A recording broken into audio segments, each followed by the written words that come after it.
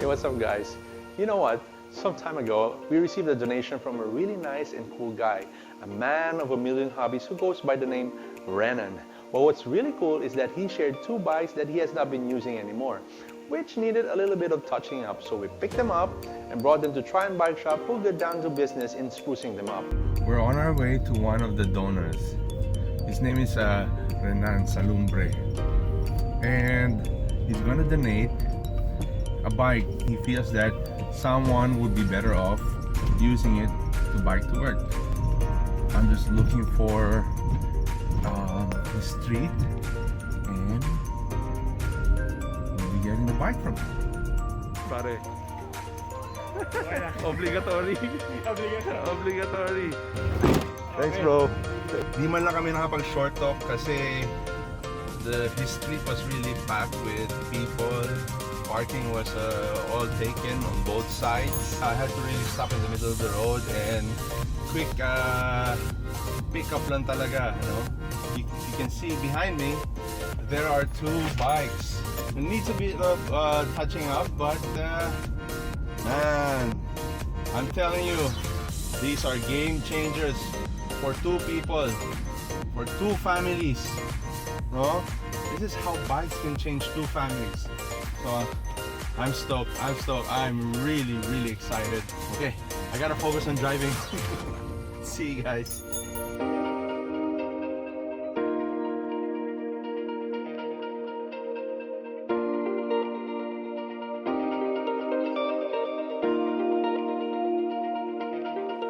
I also went around town to get to a seasoned triathlete and IT executive named Jeremy, who donated helmets that he has not been using anymore.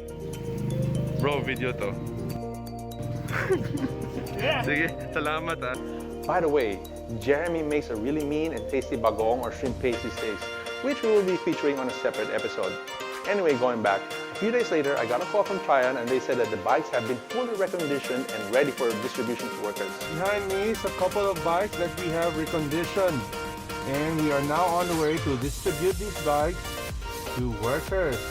So thank you to Mr. Renan Salumbre for the pair of bikes, and to Mr. Jeremy Banatin for the safety gears. So in this episode, I also would like to introduce Mr. Rogelio, Sky the Limit, a security personnel for a company based in BGC in Taguig City. He had told me a very interesting story wherein he goes home to his family in Tanza, Cavite, which is roughly 30 kilometers per way. That's 60 kilometers round trip. And no, he did not walk it during this pandemic. He actually used his daughter's kiddie bike, which has about 14-inch wheels. And of course, such a bike could only take so much. Eventually, it broke down, and so Mr. Dalimit did not have any form of transportation to get home from work, so he stayed in. But now, through the generosity of Mr. Renan and Mr. Jeremy, Mr. Rogelio has received this bike, helmet, and bike lock. I remember Mr. Rogelio saying that he will now be able to go home to Tanza, Cavite whenever his shifts end. Sure, some public transportation are back in operation, but with the coronavirus still in full swing, and with no cure or vaccine in sight, it's really risky, especially for breadwinners like Mr. Rogelio. So biking safely to work is really the way to go. So here's Mr. Rogelio for you guys.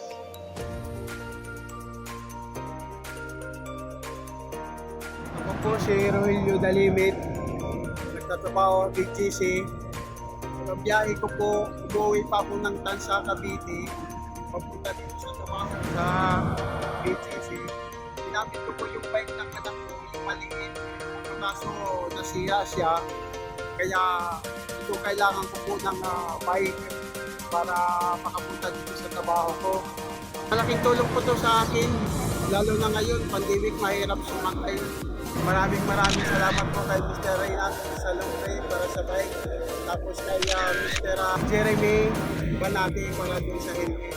So guys, if you find my video interesting, please give it a thumbs up, comment, share, and subscribe so I can notify you whenever I post a new video. Take care and God bless. Suave.